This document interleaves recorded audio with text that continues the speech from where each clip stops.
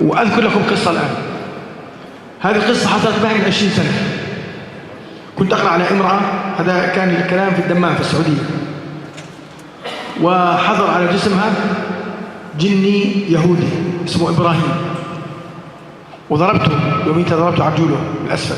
أنا دائما أستخدم مناطق الضرب منطقة القدم من الأسفل منها، لأنها منطقة غير مخترة، مش زي في ناس بيمسك العصاية وبينزل ضرب في كل مكان. هذا قد يؤدي إلى مشكلة عظيمة للمريض. لما وأنا بضرب فيه قال لي طيب أنا بورجيك اليوم. قال لي أنا من السعالي، من الغيلان. تعرفون هم السعالي والغيلان؟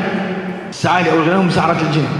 زي ما احنا عندنا سحرة، الجن عندهم سحرة. هذا يعني أنا وقعت مع واحد من سحرة الجن، فقال لي أنا بورجيك اليوم. قلت له اخسع عدو الله فإنك لن تعدو قدرك، أنا إنسان ضعيف بنفسي قوي بالله عز وجل. قال بنشوف. روحت، أردت أن أنام وأنا بين اليقظة والنوم، ودائما الجن يأتي في هذا الوقت.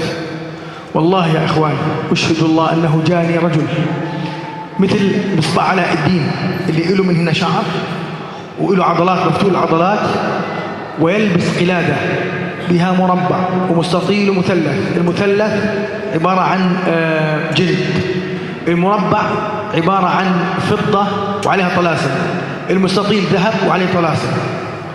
وأصبح يتقدم لي وأنا أقرأ، هو يتمتم وأنا أقرأ.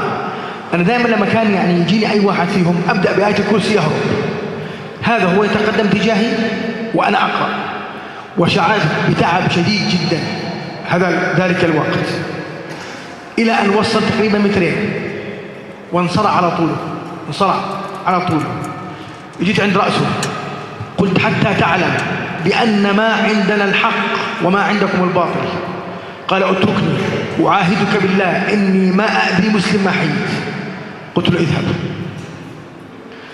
مشان هيك يا إخوان لازم نعلم إنه إحنا عنا كنز، عنا قرآن، عنا سنة. لو أنزلنا هذا القرآن على جبل رأيته خاشعا متصدعا من خشية الله. وتلك الأمثال نضربها للناس لعلهم يتفكرون. أنت عندك قرآن، عندك سنة المصطفى صلى الله عليه وسلم. عمر يا إخوان عندما كان يمشي في فج في طريق، كان الشيطان يمشي في فج آخر. ليش؟